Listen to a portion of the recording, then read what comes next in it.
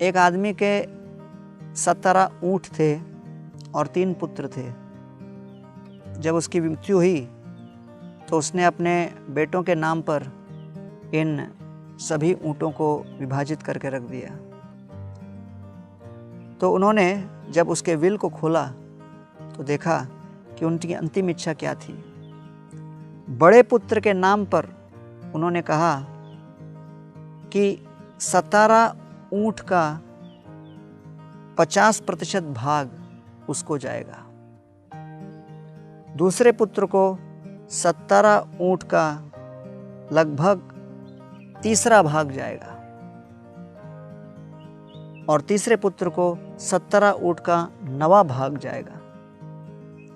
अब एक दृष्टि से देखा जाए 17 नंबर को 2 से, 3 से और 9 से विभाजित नहीं किया जा सकता।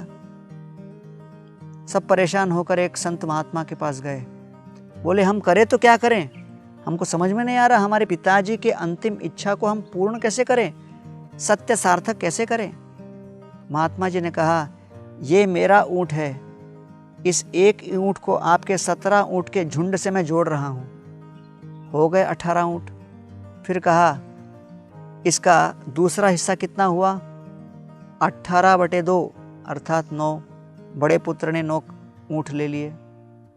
दूसरे पुत्र को सामने बुलाया, 18/3 कितने हो गए, 6 ऊँट लेके गए। तीसरा पुत्र आया, तुम्हारा कितने, 18/9 अर्थात 2 ऊँट हो गए। 9, 6, 2 अर्थात टोटल 17 सब विभाजित हो गए। 1 बज गया 18वां। उसको बुद्धिमान व्यक्ति ने, संत महात्मा ने अपने पास रख लिया और कहा देखिए किस तरह से आपका बंटवारा संभव हो पाया। कई बार जब हमारा आपसी संघर्ष होता है, मतभेद होता है, तो हम लोग समझ नहीं पाते कि इस मतभेद को कैसे सुलझाना है।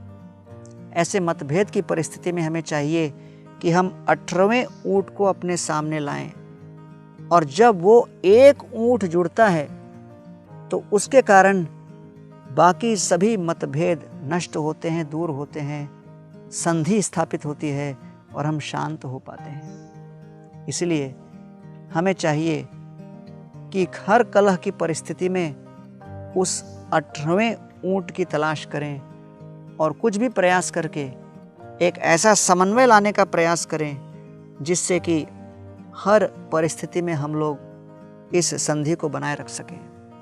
मिथः कलिर अभूत तेषाम न तर्षे तर्ष चेतसाम अहम पूर्वम न त्वम इति प्रभो।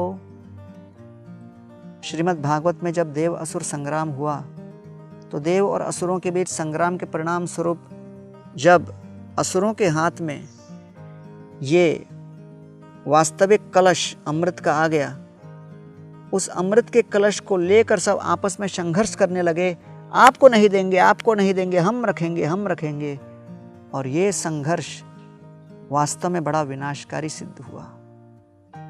तो कई बार हम लोग किसी कार्य में लगते हैं, कार्य को आरंभ करते हैं, आरंभ के समय हमारे अंदर कुछ मतभेद नहीं होता, लेकिन समय के साथ जब मिथ्या अभिमान विकसित होने लगता है तब मतभेद उत्पन्न होने लगते हैं। हमें चाहिए हर प्रकार के मतभेद की परिस्थिति में 18वें ऊँट जो एक समान भाव है उसको सामने लाएं, प्रस्तुत करें, विचार करें, दिमाग को टटोलें कि ऐसा कौन सा तत्व प्रस्तुत करने पर, सामने लाने पर हमारे मतभेद की सारी परिस्थितियां दूर होंगी और हम एकजुट कर, मिलजुल कर काम कर पाएंगे।